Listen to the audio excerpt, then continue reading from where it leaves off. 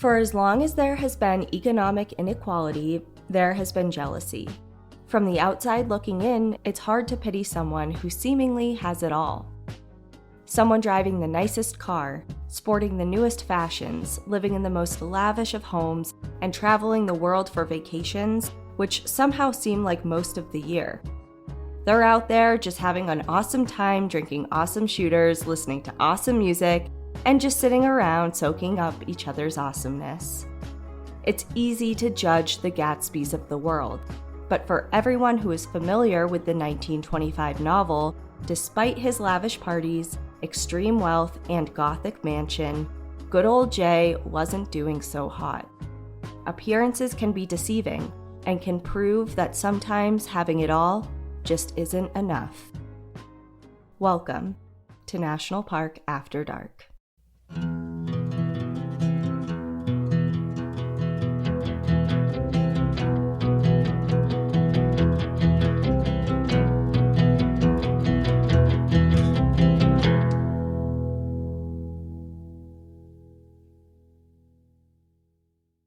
Dun, dun, dun. Speaking of travel. Yeah. Speaking of people who travel all the time, and it's like, how do you do this?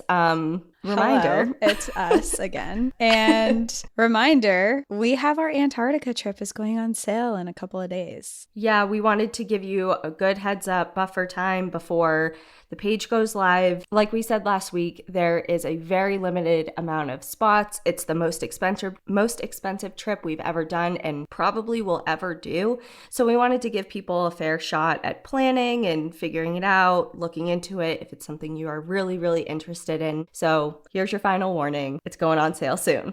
It's going on sale soon. And I don't know, I really have no idea what the turnout is going to be because in our past trips, they've sold out really fast. This is one of our most expensive trips where it's going to be $12,600 to go to Antarctica, but it is a full trip. I mean, you were on a fancy cruise ship, lots of dinners, there's spas.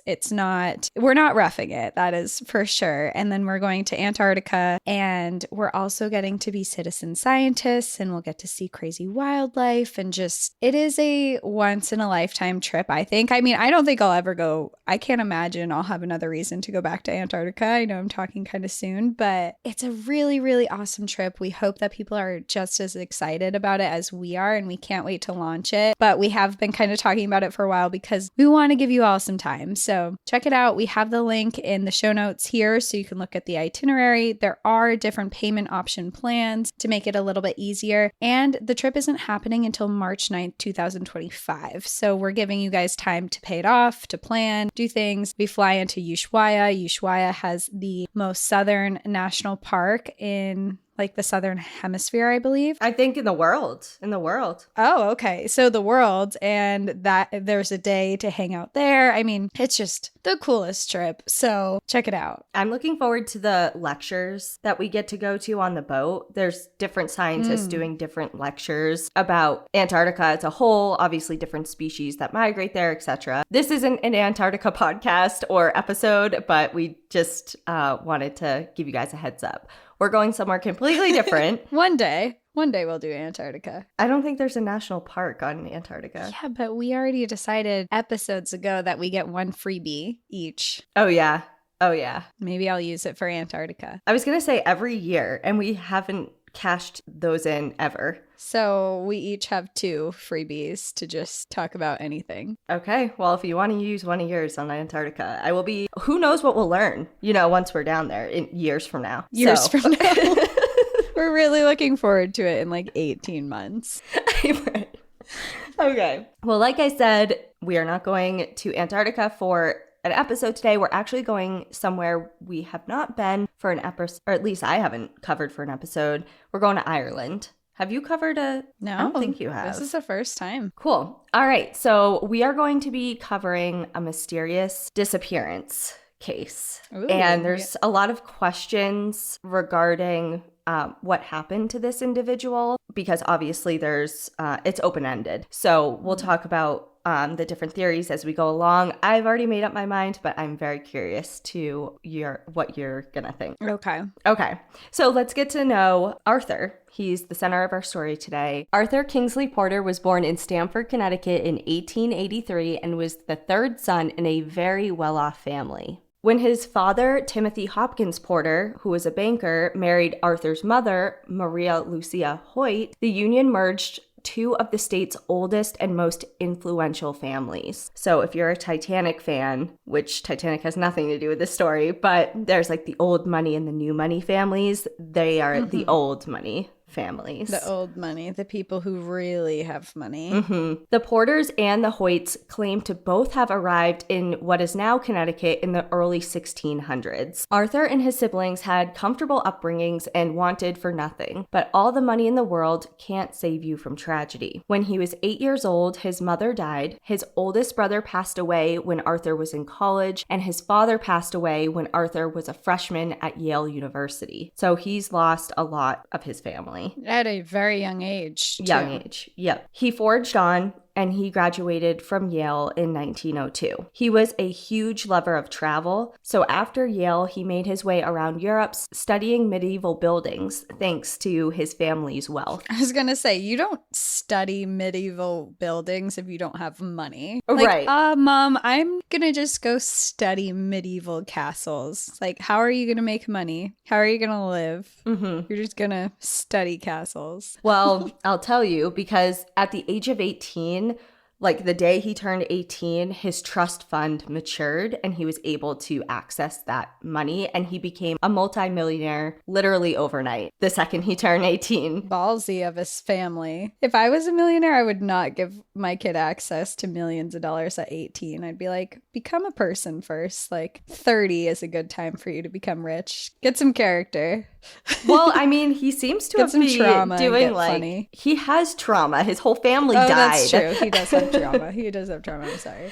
So anyways, he also, over time, he was really responsible with his money because he invested it in various businesses and endeavors. So his wealth was building upon itself. Not that he even really needed to do that. I mean, this guy was very wealthy. But while he was in Europe studying those medieval buildings, he fell in love with architecture, even after having what he would later describe as a semi-spiritual experience while visiting one of the cathedrals out there. In particular, it was one that was built in the year 1210 in Normandy, France. So like that was like his turning point. He's like, I not only love looking at the architecture and I love the style, it's like I want to make my life this now. So when he returned home from his travels in Europe and his time abroad, he set aside his law degree, because remember, he went to Yale, and Yale is like a big law school, and he enrolled at Columbia University School of Architecture to study art history. Total switch.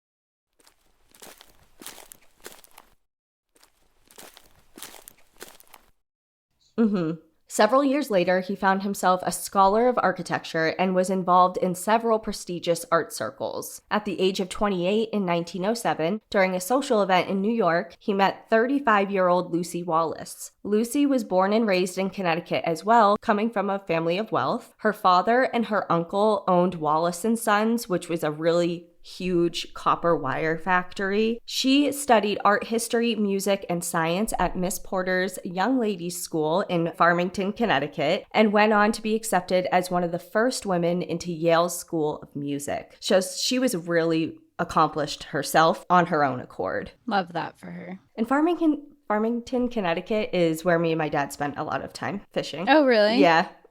I don't know. I've heard of it before, but I don't know if I've ever actually been there. Yeah, I don't know anything about the actual town. We just used to go to the rivers all the time. Okay. After graduation, Lucy went on to specialize in education, working a few years in New York schools before going back to her studies in Columbia's Teachers College, where she focused her study into the art, history, and literature worlds. The pair seemed to be opposites at first glance. He was more on the shy and kind of like more reserved side, while Lucy had a calendar chock full of social events. She had an air of confidence. She was really outgoing, just kind of polar opposites at first glance, but they had a lot in common and they fell in love pretty quickly. and they bonded over a passion for art and architecture, and they were married by the following year. They spent the following years traveling overseas again, coming back after the start of World War I. As the war raged through European countries, destroying the architecture that Arthur loved, he returned to Yale for a lecturing role and wound up giving Yale an offer. In 1916, he offered the university $500,000 to set up a department of art history, laying out specific ways in which his money was to be utilized. And apparently, Yale was frustrated by his strict guidelines and declined his very generous offer. And do you know how much money this was in that time period, like in comparison to today? I didn't do the calculation, but I would love to guess if you want to Google it. Okay. Okay, so it's what year was it again? 1916, and it was 500 grand. So I want to say it's like around 4 to 5 million today. Sorry, what year again? 1916. 1916. I was writing 1961, and I'm like, that's not right. 13.9 million. Oh, God. Okay. Whoa. Wow. And they declined that? Well, yeah. So he was really, he was very particular about how he wanted this program to look and the guidelines around this program that he's essentially funding the entire thing. And while Yale initially was on board, it never went all the way through just because of how particular Arthur was being. Mm. I could kind of see that, I guess, if you don't have the freedoms to create your own curriculum and you have someone else delegating it. I could see how that could get a little dicey. 2 years later, in 1918, the French government offered Arthur a job. Because at this point now, Arthur is now an unrivaled expert in his field, and the French government asked for his help leading an architectural preservation effort to commemorate and revive the history of the buildings that were destroyed by World War I. He accepted and also worked as a guest lecturer at universities throughout France and Spain, building his reputation as he went. And all this time, Lucy is with him, working alongside her husband frequently, having an extensive knowledge of art herself, because remember, she has a solid background even before she knew Arthur. Mm-hmm. And she actually documented a lot of his studies and acted as his official photographer. And a lot of her photography work was celebrated and applauded by the entire industry. And her work was published in many of Arthur's books that he went on to publish about the subjects that they were studying and lecturing on. The pair returned to the States in 1925 and moved to Boston, where he became the chair of art history at Harvard. He was at the top of his field, a renowned scholar of architecture and archaeology. His professional wealth allowed him to fund leaves of absences and to fund his own expedition teams to Europe in search of different treasures, earning him the nickname the Indiana Jones of architecture. One of these expeditions got him in some controversial waters, though. Arthur was in Spain in search for evidence to support his thesis involving some Romanesque sculptures. And in the most basic terms that I can interpret, because I did kind of look into it because it was interesting, basically this was a type of sculpture that was practiced in Spain during the 11th century. And he found proof in the form of a burial slab, so it looks like kind of like the top of a sarcophagus lid type of thing, if I can give you that mental picture. It's just a big slab of... Okay, I can kind of picture it. It's a big slab of stone with different carvings in it, essentially, that's used for the top of a tomb. And the lid was circa 1093. So it was different from any other coffin lid at the time, containing large figures representing different souls that had passed on to the next world. This, along with some other very detailed architectural and archaeological lingo, basically proved his original theory. Using his money and his connections, Arthur purchased the sarcophagus lid, had it shipped back to the States, and put it on display at the Fogg Museum of Art at Harvard. And this really triggered some controversy because he did buy it, quote unquote, but it's like, is that really its rightful place? And a lot of people got upset, and there's a big thing. And it does come back around a little bit later, but it kind of got him into some trouble. But for him, in the moment, he's like, I just proved my thesis. I'm right. I'm doing all the things I wanted to do. I'm traveling. I'm guest lecturing here and there, my life is good. At least that's what people thought. Because on the outside, Arthur was riding high until rumors started to swirl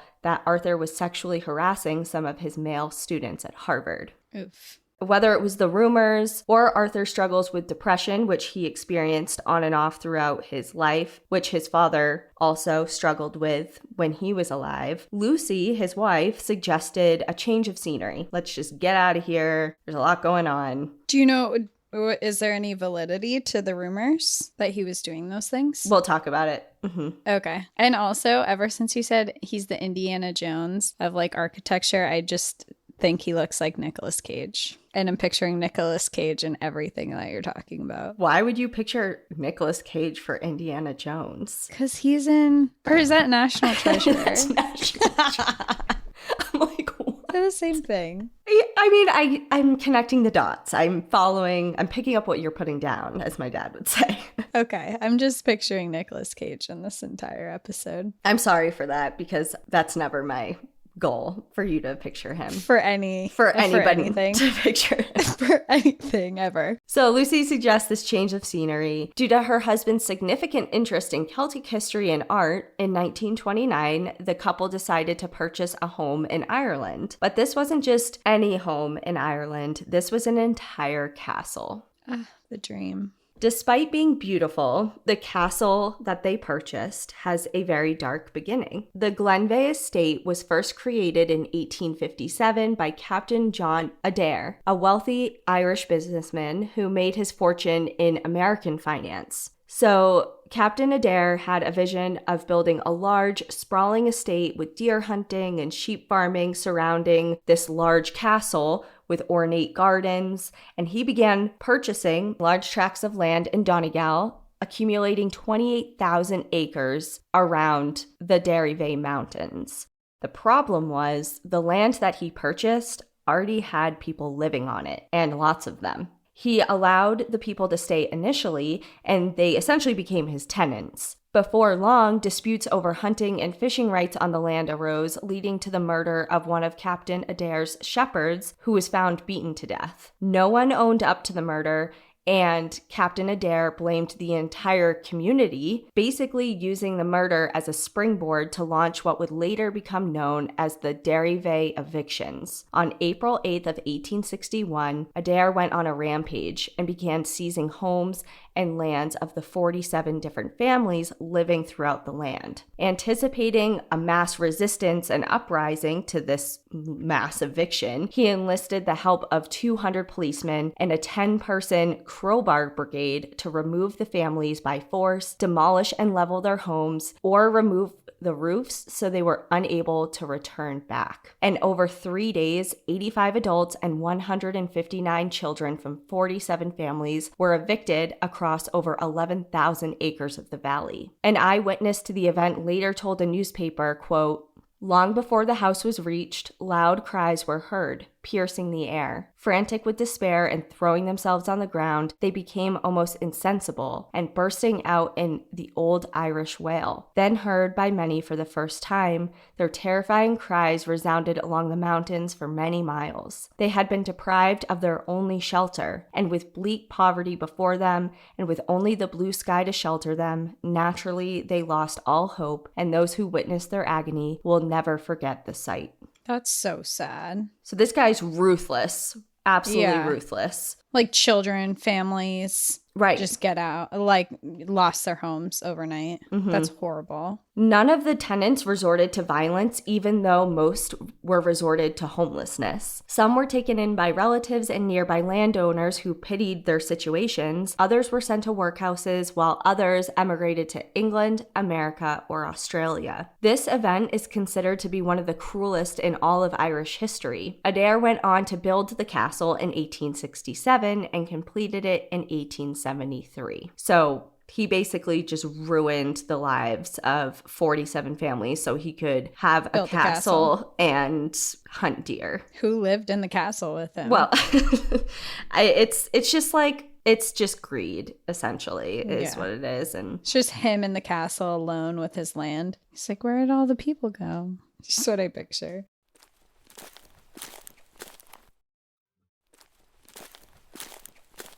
His dream of completing the hunting estate didn't happen as he died suddenly in 1885.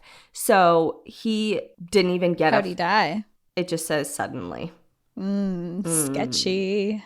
Yeah, so he didn't even get a full decade in a completed castle. And after his death, his wife Cornelia had his gravestone inscribed with the words, "Brave, just, and generous." Generous?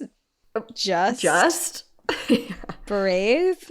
Very questionable, Cornelia. Questionable decision making. Yeah. Local legend has it that the gravestone was later struck by lightning and shattered into pieces, while another alleges that a local woman in Glenveagh placed a curse on the castle so that none of its owners would ever have children. Cornelia proved to be a much kinder overseer and continually sought to improve the castle's comfort and the beauty of its grounds, carrying out major improvements to the estate and layout of the gardens. Over the next 30 years, she was to become a high society hostess and continue to spend her summers at the castle until 1916. Following her death in 1921, Glenveagh fell into decline and was occupied by military forces during the Irish Civil War. And it wasn't until 1929 when it received its next owners, who were Arthur and Lucy Porter. Despite the castle's beauty, there was another reason the couple decided to move to the castle. Its high stone walls kept in a secret that they had been harboring. Shortly before leaving for Ireland, after nearly 2 decades together, Arthur let Lucy in on his most closeted secret, that he was gay.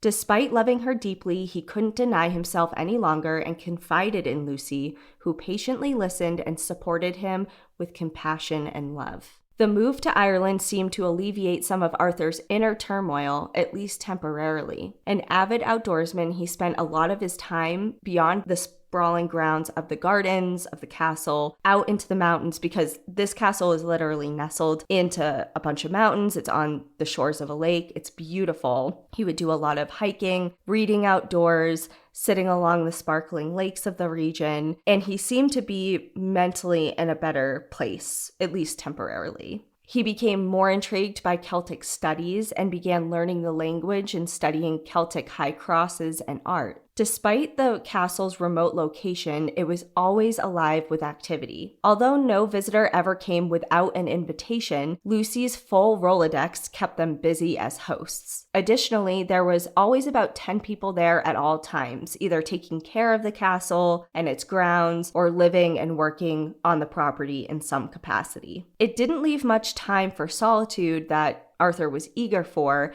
and that may be what prompted their next purchase, which was a small piece of property on Inishbofin, a small island located roughly just 2 miles off the west coast of Ireland in the Atlantic Ocean. And it's pretty close to the castle's location. Okay. The island is small. It's only roughly about 300 acres in size, and so was its population. The residents were fishermen and farmers, and in the early 1930s, the island's population hovered around 138 people. Tiny. Small town. Very small. Small. In the early 30s, Arthur turned his sights towards this sparsely populated island, which was essentially divided into 2 parts. There was one half of it which was the populated side. Like, everyone who lived there had their homes there. And then the other half of the island was pretty desolate. No one lived there. Like, it was used maybe for like sheep farming and other things, but it was really windy and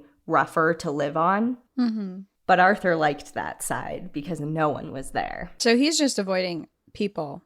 Everyone. Mm-hmm. Everyone. He hired locals to build him a very small home there, far removed from everything and everyone on the island. Despite locals thinking it was a remote and awkward choice, they obliged, and they built him a small stone 2-room cottage. So very different from Glenveagh Castle. Mm-hmm. Arthur and Lucy split their time while they were in Ireland between the castle and the island, routinely making trips back and forth to the States. And for a time, everything seemed to go back to quote-unquote normal, despite Arthur revealing his big secret to Lucy. So are they just staying in the marriage and she's just supporting him through it? I mean, in this time especially, I imagine that he can't come out and tell people. So they just have kind of this show front marriage now, and she's just supporting him through it? Yes. And okay. She supports him in a way that goes beyond just like, I don't understand, but whatever. Like, as long as people don't know, whatever. Like, she was,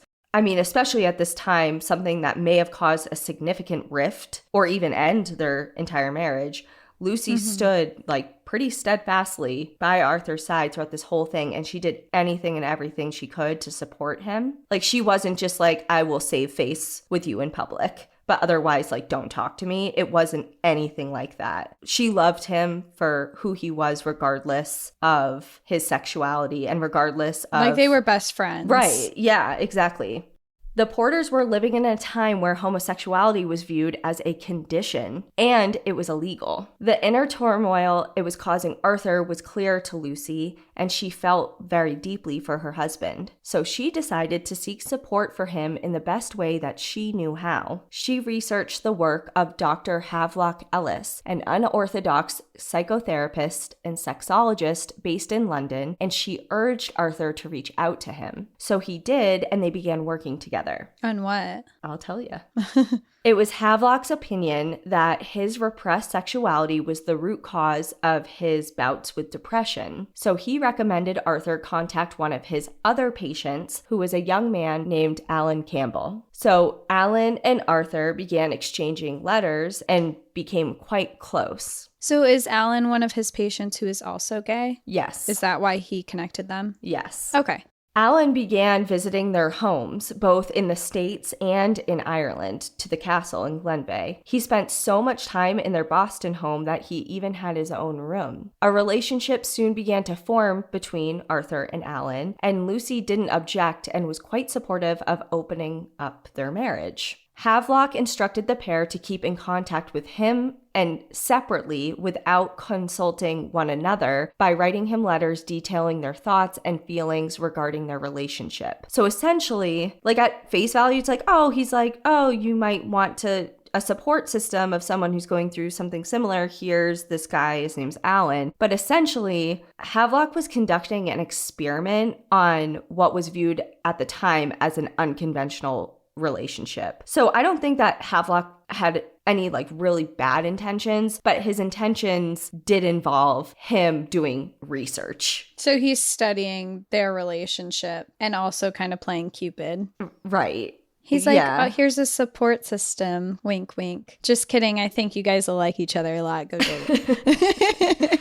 And just tell me about it so I can figure out what this is, because no one talks about it. Yeah, no one talks about it. It's not understood at all at the time. So I don't know. Like, it kind of gives me mixed feelings, but especially because I don't know too much about Havelock Ellis himself, but he was pretty unconventional at the time. But was he unconventional at the time because he was studying homosexuality, which was viewed at the time as like a condition? Like, would he be considered unconventional now? Right. That's the point. Yeah. Yeah. And I do wonder, like, is he being manipulative or does he genuinely want to know? Like, is this, because if you're just looking at it as an experiment point of view, like, let's see what happens, then that sounds pretty awful. But if you're looking at it where you're studying social relationships and you want to learn more and you found two people who can help you do that while also gaining a support system and being able to find a space to be themselves, then that's a lot different versus if you're just like trying to see what happens. And I guess intention is important behind it. And I also do get, just with a background in psychology, I do get wanting to learn more and study, and especially in this time where no one talks about it. Right. Absolutely. Because there's such a stigma against it, unfortunately. And then he's studying it.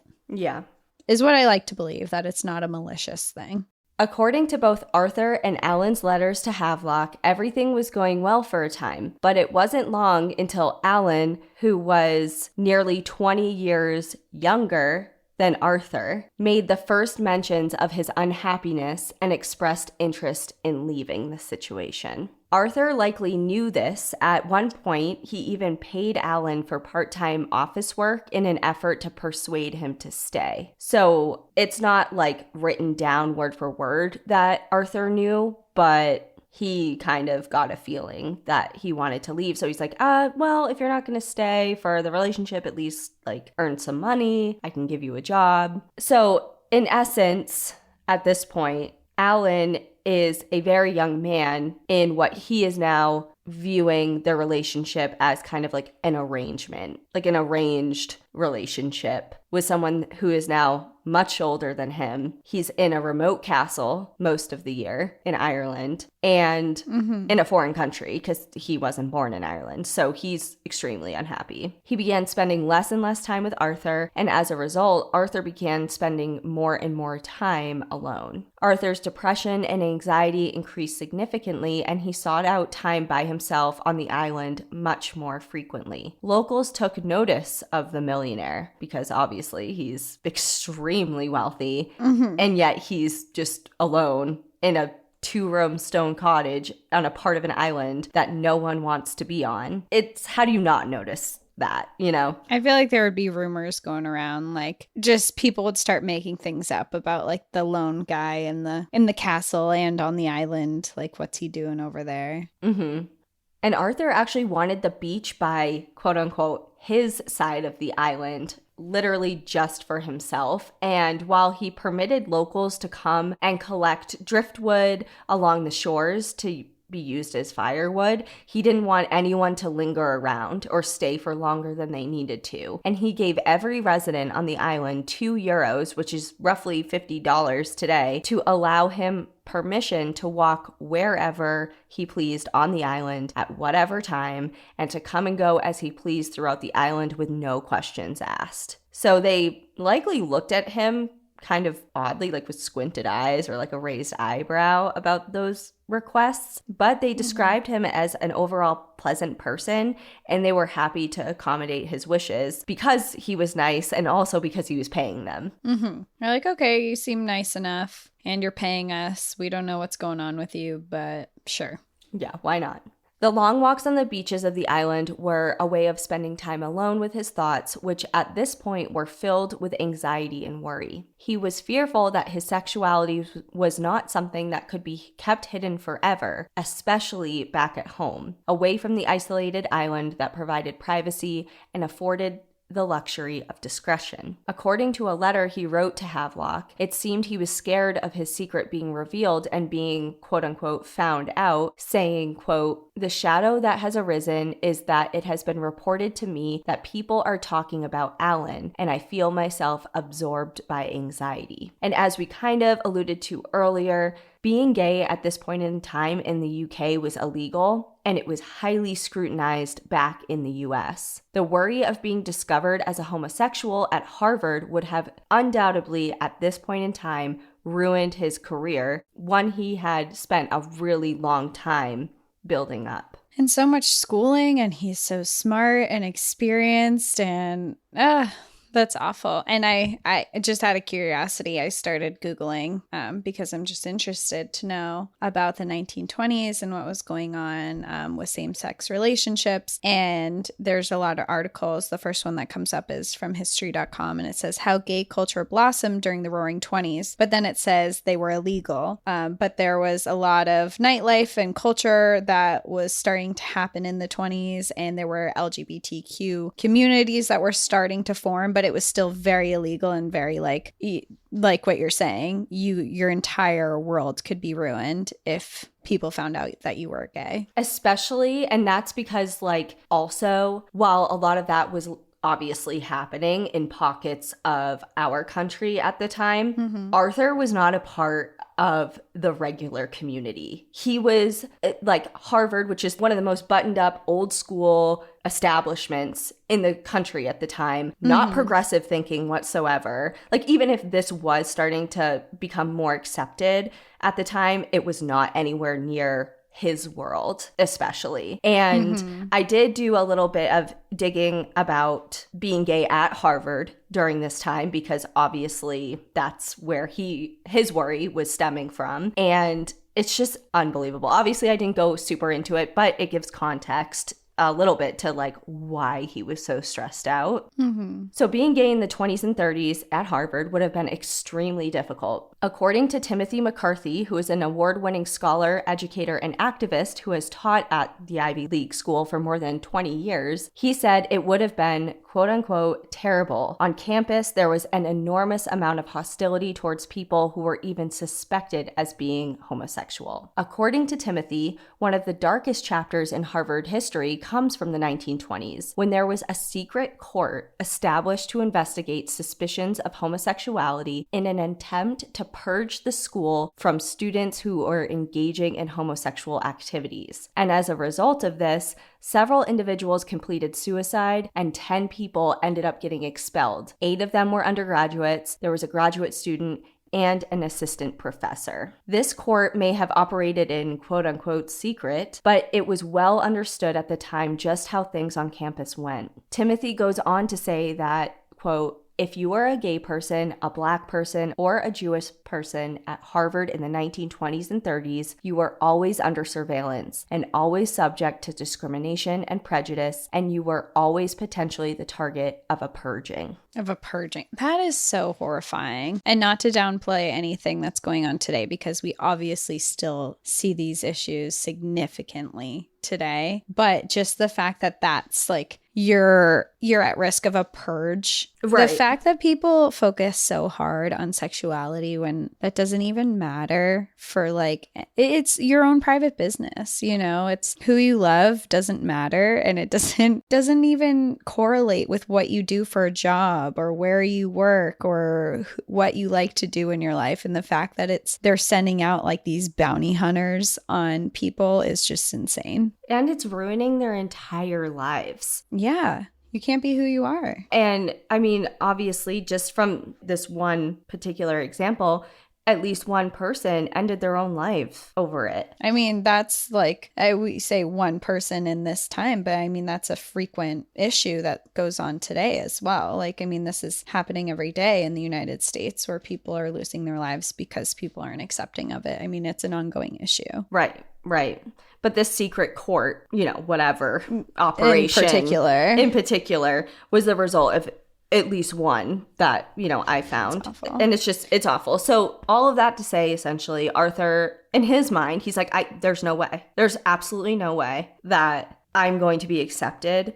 And he's anxious because somehow, according to his letter back to Havelock, he has heard rumors about people talking about Alan and suspecting something. So he is really, really concerned. I wish that Arthur would have seen that Ireland was going to be like the first country in the world to recognize same-sex marriages. Well, it's like, it makes me so sad because obviously we have more to go. He wasn't alive during the time because it happened in 2015, but which is very recent. I was going to say, like, it makes me sad because obviously we'll talk more about his, you know, what happens, but it just makes me sad that it's like he was kind of like alive before his time type of thing. But I will say, I mean, he's just one of, I'm sure, thousands and thousands of people who went through this throughout time and history. And still do.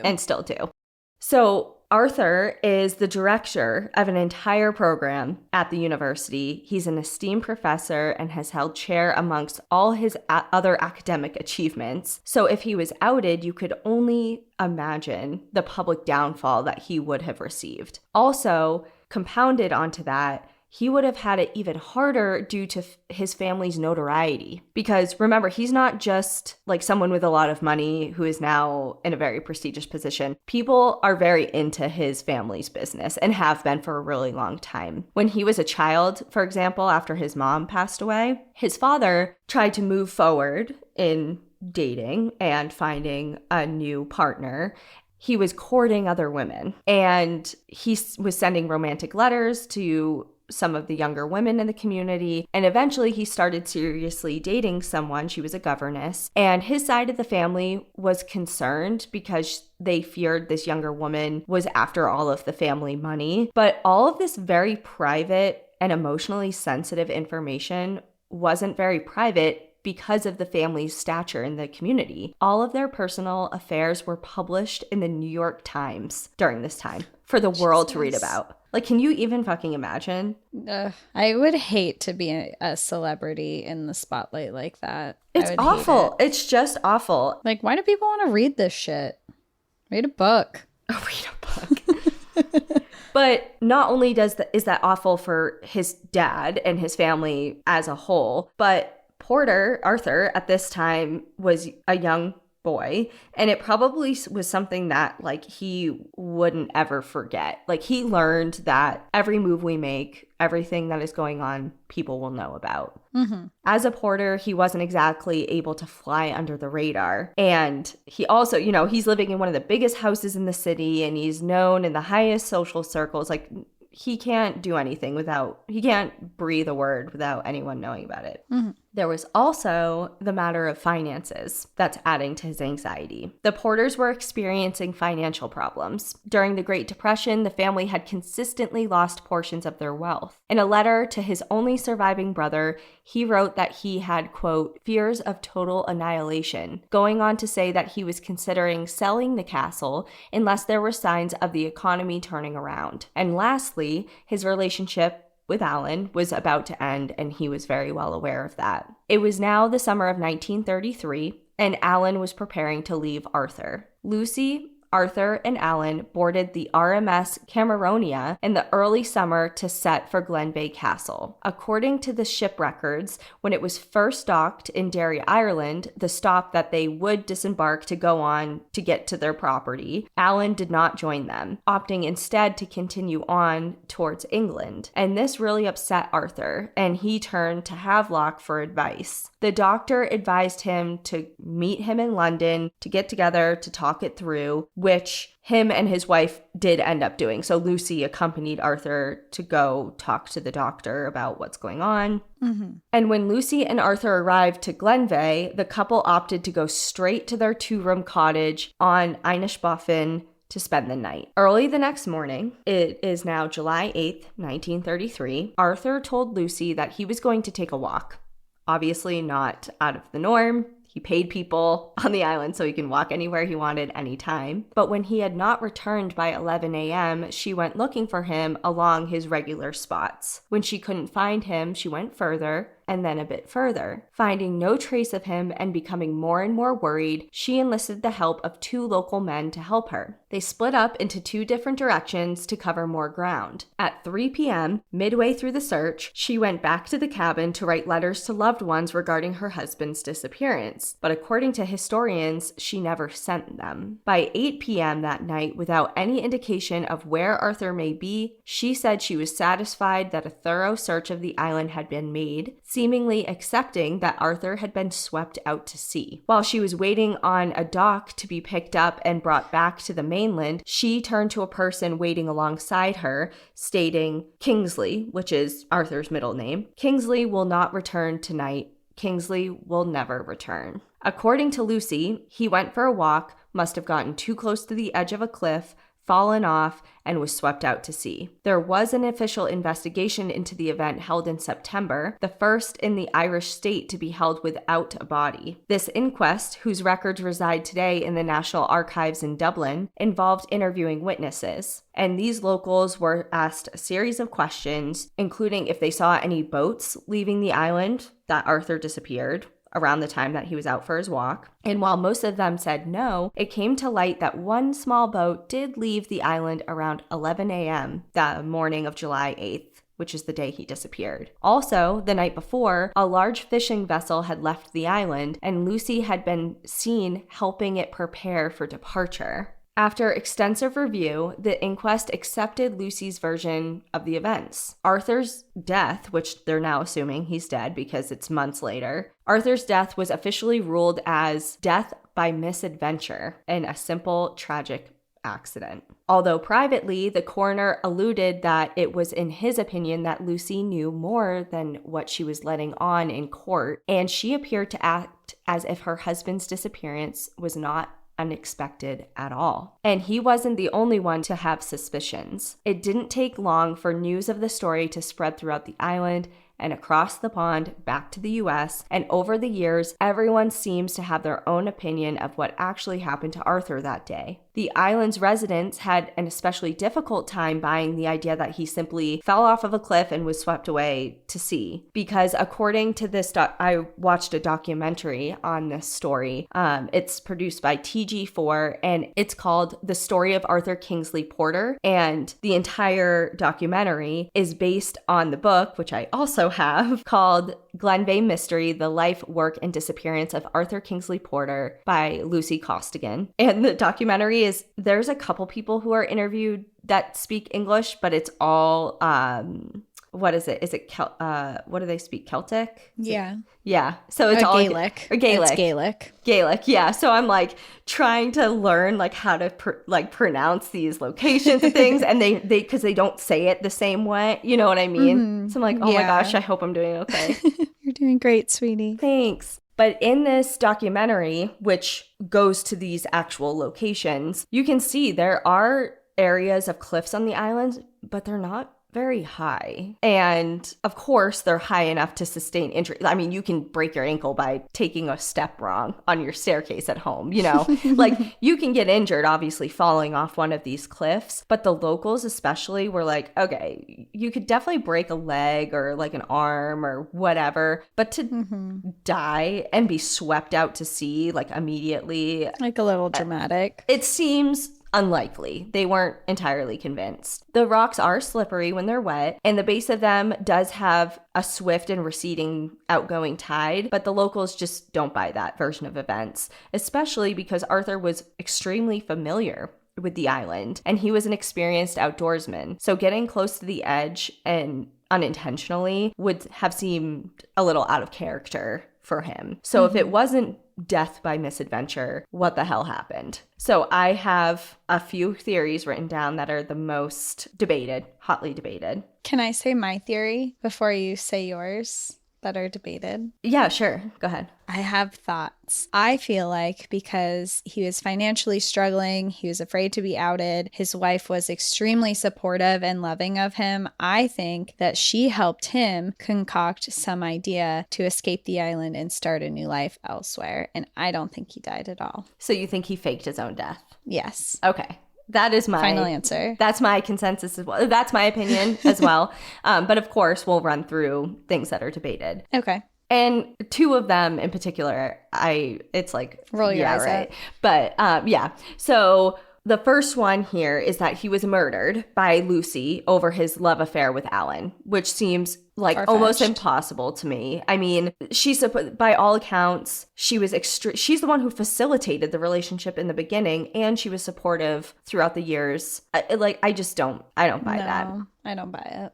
During the inquest, so the investigation following Arthur's disappearance, the arrangement with Alan was never brought up because no one knew about it. Lucy kept her husband's sexuality close to her chest, and I do believe it wasn't from embarrassment or like ruining her own like image to the public. It was out of love for him. She always supported him, loved him, allowed him to be himself. Like, I just don't believe that whatsoever. Me either. The second is that he ended his own life intentionally. Between the anxiety and fear that he felt about the public finding out about his sexuality and what subsequently would have been the we can say pretty confidently, the end of his career. Obviously, there's the end of his relationship with Alan, his financial situation, his overall unhappiness. He must have felt pretty trapped. He clearly couldn't live and love freely in the position he was in at the time. So a lot of people believe he ended his own life. I think that's a possible answer, but why wasn't there a body if that was the case? The explanation for that is that he just jumped off a cliff and his body was never located. That's a crazy way to end your life, though. You have to like be in cold water, drowning, being hit by salty waves. Like, that is a crazy way. I feel like that's also unlikely because what you said, it's not a surefire way. You could just jump off and break your leg and suffer, or like, yeah, I don't know. And who says you're even going to be dragged out to sea? Like, what if you just wash up on the shore? Right. It's just not a very efficient way. Yeah, I don't know. I don't think it's impossible, but I just feel like it's odd. Yep. Okay, so the next one is the one I roll my eyes at the most. Okay. But it comes up, I mean, in different research portals and things, it's come up multiple times, so I felt like I had to include it. Okay. He was cursed and died as a result, and it all stems back to that sarcophagus. So remember the one he found and then allegedly bought and then brought to Harvard? Mm-hmm. So in 1931, a duke in Spain realized that Arthur had taken the sarcophagus back to the States, and he was pissed. He lobbied the Spanish government to get the piece back, arguing that its historical significance was tied to Spain, had nothing to do with America, and shouldn't be there, and that it belonged in Spain. And due to different political processes, it was tied up and delayed for years, this decision. But by the time it was actually physically returned back to its rightful place, it was July 8th of 1933, which was the same day that Arthur disappeared. Ooh, spooky. So that's a little spooky, but spooky. I don't know. Let's just move on because I don't. There's like no weight to that. Like you can't. What does that even mean? How do you prove it? Okay, and then lastly, of course, what we kind of already talked about, he faked his own death by escaping the island to start a new life. Despite the money that the Porters were losing, they were still exceptionally wealthy. He would have had ample access to resources that he needed to leave his old life to start a new one wherever he chose. Little clues indicating this could have been the cause make it seem likely, especially ones hidden in his own writing. So he was an avid writer. He wrote a lot of different books, and while most of them were about architecture and art history, he did write a play, and it was called Cumkille Goes, inspired by the story of one of the patron saints of Ireland, Saint Cumkille. I think I'm saying that right. Probably not. And there was a statue of this saint that stood outside of the Glenveagh castle that was put there by the castle's previous owner. So to keep it brief, basically this Irish saint, was a missionary. He got into trouble and was really deeply troubled by his own conscience. And he was denounced, like kind of cast off by society, and decided to leave the shores of Ireland, promising never to return. And in the preface of Arthur's play, it says, quote, "The significance of the characters is that they voice Arthur's innate thoughts." And there's a portion of the play where the saint is leaving the shores, leaving his problems, leaving Ireland, and saying that the shore will carry him away and no one will ever see him again. He'll be gone and he'll be wandering alone forever. There it is. So it's like, there it is. He wrote it down. Is that a coincidence? Yeah. Oni McGee, who is a fisherman who looked after the Porters' boats, was the last person to come forward, at least, to claim that he saw Arthur. And he has descendants who still live on the island. And based on what they heard growing up and learning, they said that Oni knew what happened to Arthur. And regardless of what he did or didn't disclose to investigators during the inquiry, he had always held fast that Arthur left the island in good health and was secretly transferred from one boat to another until he was far enough away to begin his life over again. I knew it. It's what I said. I figured it out from the beginning. Yeah, I knew. Arthur Kingsley Porter remains to this day an important scholar and researcher of medieval architecture, an award-winning author, a distinguished professor of fine arts, and is remembered as a worldwide traveler. He is also remembered fondly at the school he was so worried would have disowned him. As he was one of the founders of the College Art Association of America, a prize in his honor is still given out every year, and his personal communications are now a part of Harvard's archives. There are 35 boxes worth of his personal documents, between personal letters and diaries, and photographs of him and his family throughout his life. After Arthur's death, Lucy returned to Glenveagh and used her wealth to fund research to study the, quote, nature, cause, and treatment of homosexuality. She sold Glenveagh Castle to Henry McKinney, a former student of Arthur's. She moved back to the U.S. and continued her husband's archaeological studies. She died on September 19th of 1962 in her Cambridge, Massachusetts home, never revealing her husband's relationship with Alan. And we only know about this because of the letters. Oh, wow. She kept it a secret until the end. Yep. She never told anyone. Well, I'm happy it came out, and I'm happy that now he's remembered in a beloved way from Harvard, not only for his accomplishments, but also as someone who is part of the LGBTQ community. Mm-hmm. Her estate in Cambridge was bequeathed to Harvard University, and it's now part of the university's property. Lucy is interred in a family plot in Woodland Cemetery in Stamford, Connecticut. Her headstone reads, Arthur Kingsley Porter, February 6th, 1983, drowned at sea. July 6th, 1933. His wife, Lucy Wallace Porter, January 23rd, 1876 to September 19th, 1962. Arthur's great-grandnephew, Scott R. Neal, still lives in the community. When he was asked what he thinks happened to his relative, he believes that Arthur faked his own death in order to live a more genuine life and hoping to avoid scandal. He believed because Lucy had shown such a tremendous understanding for her husband for so many years, he thinks that she was in on it and likely helped arrange it, or at the very least, understood his departure when he left. Although Arthur vanished without a trace from the island, that doesn't mean that he disappeared completely. For years, Arthur's sightings were reported in all sorts of places, from other islands off the coast of Ireland to as far away as India. While visiting Donegal, a town on the coastal mainland, a couple was using a spyglass to look out to Inishbofin, so basically just like an old school binocular. Mm-hmm. And a man nearby who was working on a roof repair noticed that they were sightseeing and struck up a conversation with them. This was shortly after he disappeared, by the way, just a couple months to a year after he had disappeared. And so the guy on the roof was like, oh, you're looking over at that island, you know what happened there?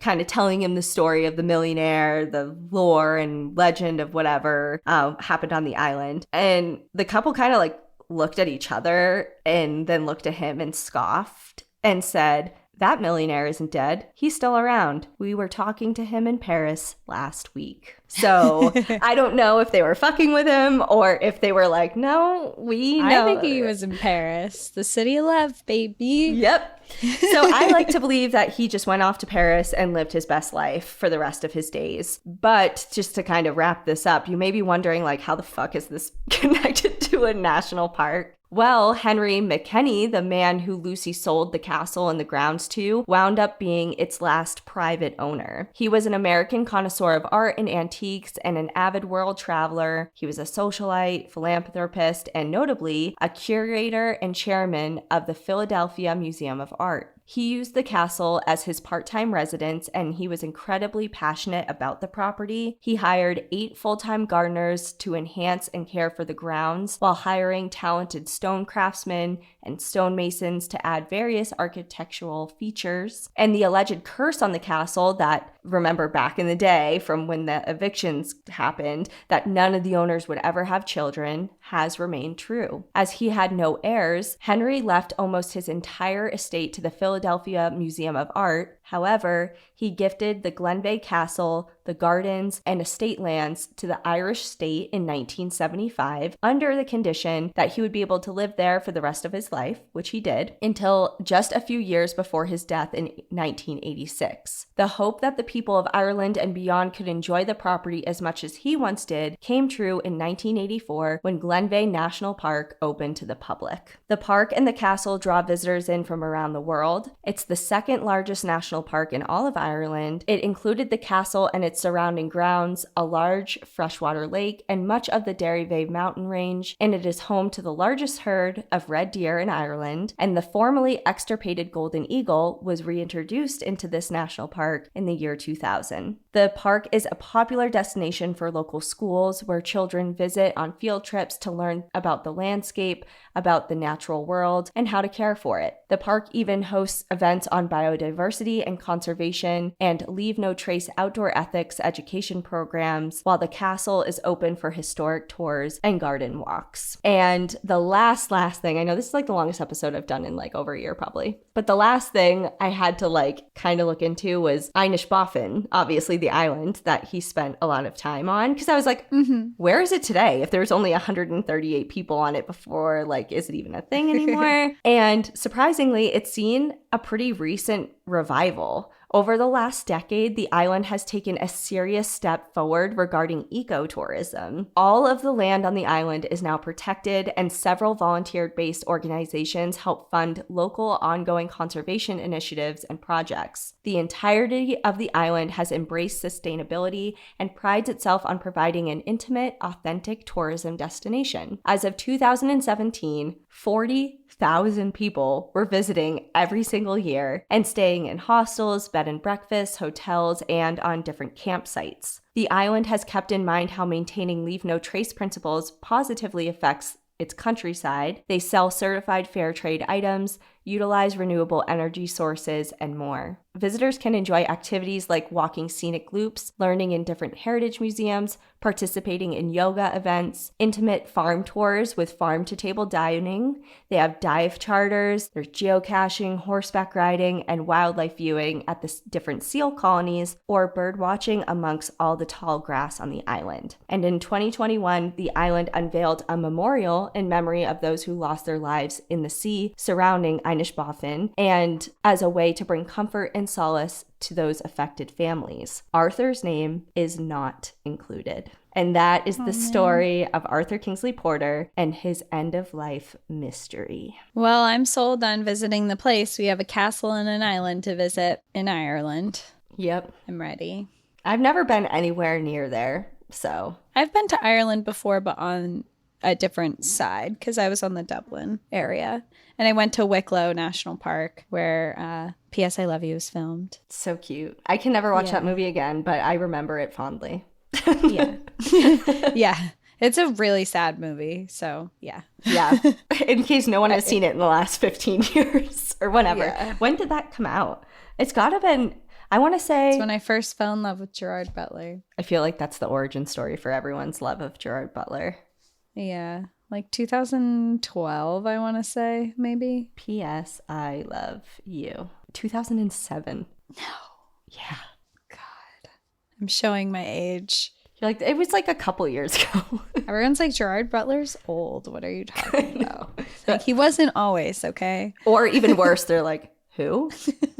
No, he's been in recent things. Yeah, I know. He'll do well for many years to come. But anyway, okay, I know I've talked enough. So yeah, hope everyone enjoyed that, and let us know what you think your theory is. I'm a Lucy stan. I think she did the ultimate act of love and let her husband go to enjoy his life in the way that would be fulfilling to him. So yeah, I agree. Cool. Team Lucy. Team Lucy. We'll see you guys next week. In the meantime, enjoy the view. But watch your back. Bye, guys. Bye.